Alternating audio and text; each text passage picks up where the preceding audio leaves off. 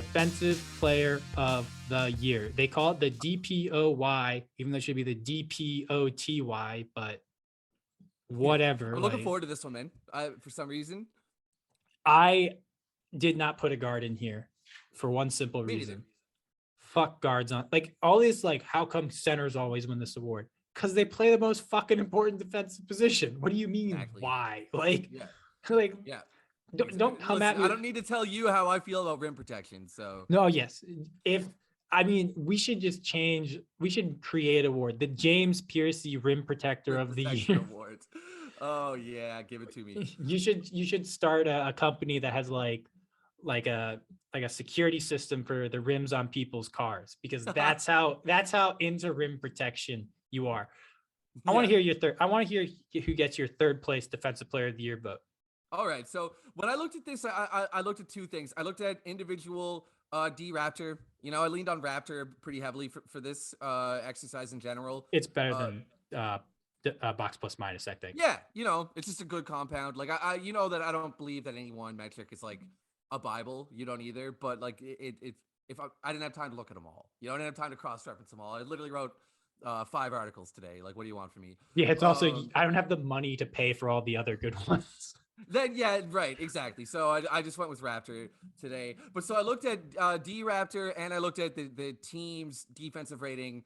And those are the two factors that I considered making the award, right? So for my third place one, this guy doesn't rank anywhere at all on D Raptor. Like I didn't even end up finding him. But his team has the second best defense in the league, the Phoenix Suns. His highest ranking teammate was JaVale McGee, but I ain't giving the award to JaVale McGee. I think we all know from like eye test and reputation that the best defender on the second best defensive team in the league is Mikal Bridges, and that's my third choice. I love it. I think Mikal Bridges is fucking amazing. Me too. He's great. He's great. I'm not going to fight you on that one. He's not my third choice, but I 100% agree. You know what? I was watching him. You know, I was thinking, this dude is fucking Tayshaun Prince with efficient scoring. Yep. Like, and if you think about that, it's like, oh shit, that's like Tayshaun Prince, I think started on USA Basketball because of how good he was on defense and his versatility defensively. Bridges is amazing. Great choice. I'm not going to, once again, can't fight you on that. I picked Bam Adebayo.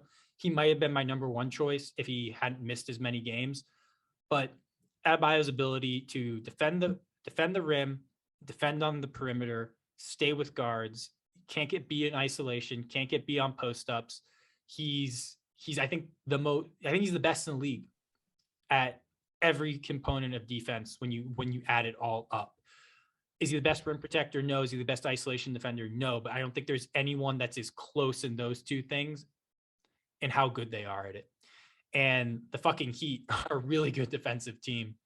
And he makes it all work in a way that I don't know if someone else could. So that's why he's my third guy. And I think we had him maybe as a potential defensive player of the year at the beginning of the season. We did our, predictions. And I think it's really just for me, the games played. Like, I don't give a fuck what Raptor says. I don't give a fuck what the defensive box plus minus says on this one, just because we know how good their defense is and we know how important he is to it. And you can just watch him play. Yeah, that's right. And I would use the same rationale for my actual first choice. So that's a little sneak preview. Ultimately, I weighed team defense a little more heavily. Defensive metrics are notoriously unreliable. I feel like I overlooked Bam Adebayo, man. I got to admit, like I don't have any reason for not having him. I just kind of didn't. It's a really tough, it's so hard because like offensive metrics are so much better at measuring your contributions. And like we were talking, I think last episode, it's like what makes you a good defender are all the things you prevent from ever happening in the first place. Yeah. And it's like you can't measure what doesn't happen. And I think Bam Adebayo takes away so many things from happening that it doesn't matter. And the team success is there, right? Yep. So it's not like, they have the worst defense in the league, but trust me, he takes away a ton. Like we're not fucking bullshitting with this. I don't think so. All right, so who's number 2 for you? Number 2 for me, actually, 2 and 1 are almost tied. I keep flip flopping, but I'm gonna land on Time Lord, man. That's my number 2. That's my runner up. Well, so yeah, the Time Lord. I love it. is only, well, not only, but he's 15th in defensive Raptor. His teammate Al Horford is actually considerably ahead of him at 8th. I love Al Horford. I've said this almost damn near every episode. I feel like I say this, but he's one of my favorite players of all time. But I just think that I kind of feel like we know that Time Lord's been more responsible for what has been the best defense in the NBA. Do we not?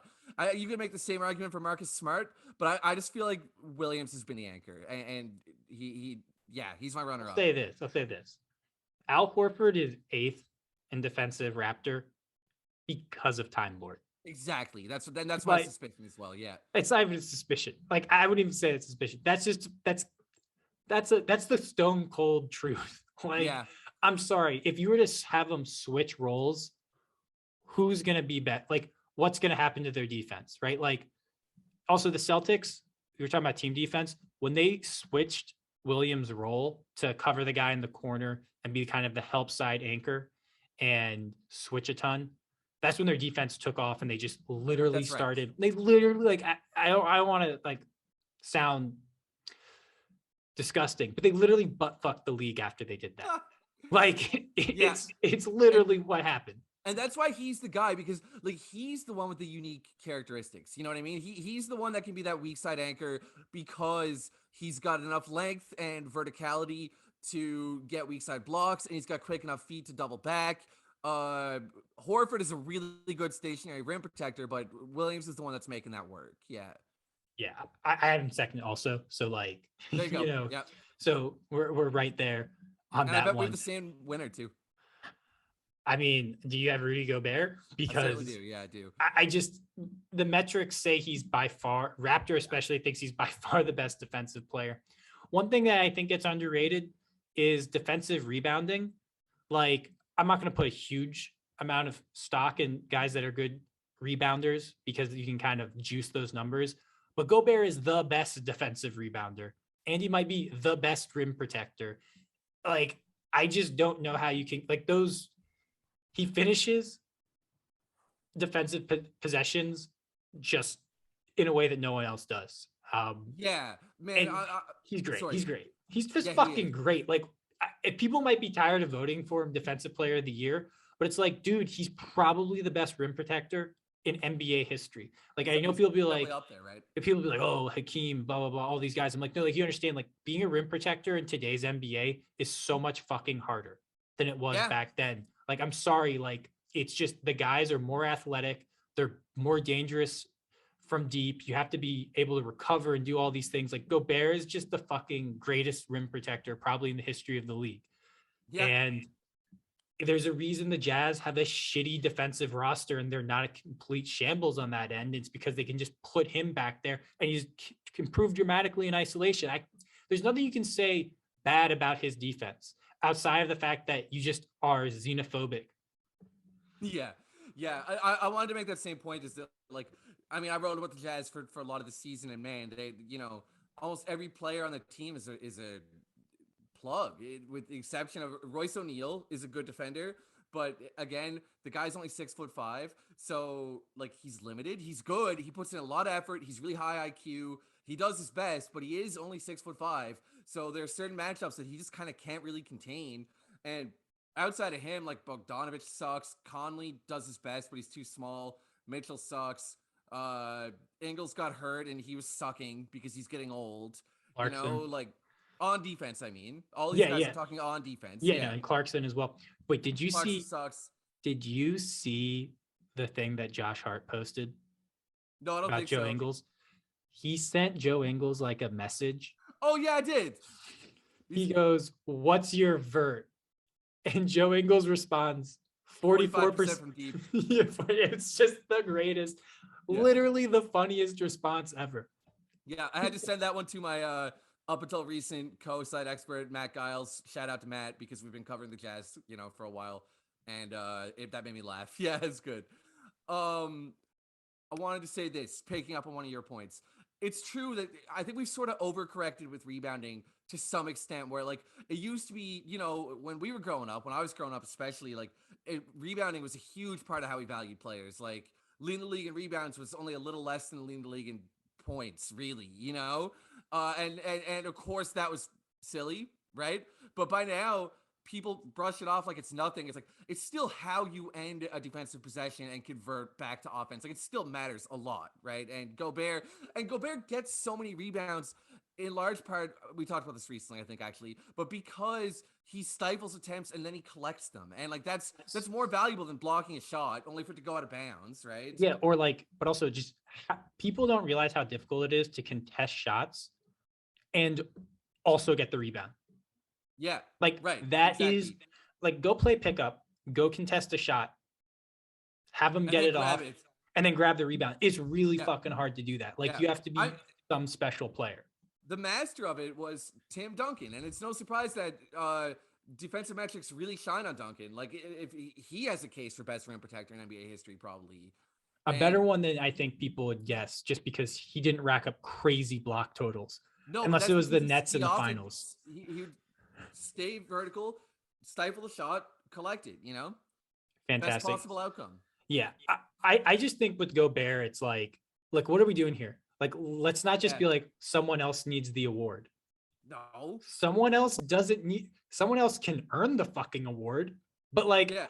the voter fatigue thing, I think is the stupidest shit ever. It's like, Yeah. what are we doing here? Like, you know what ends up happening? There's player fatigue where the player gets tired of putting in all this effort to be super great over 82 games, and they kind of conserve energy for the playoffs. And that's how they usually stop winning these like defensive player of the year, MVP awards. But Gobert doesn't fucking do that.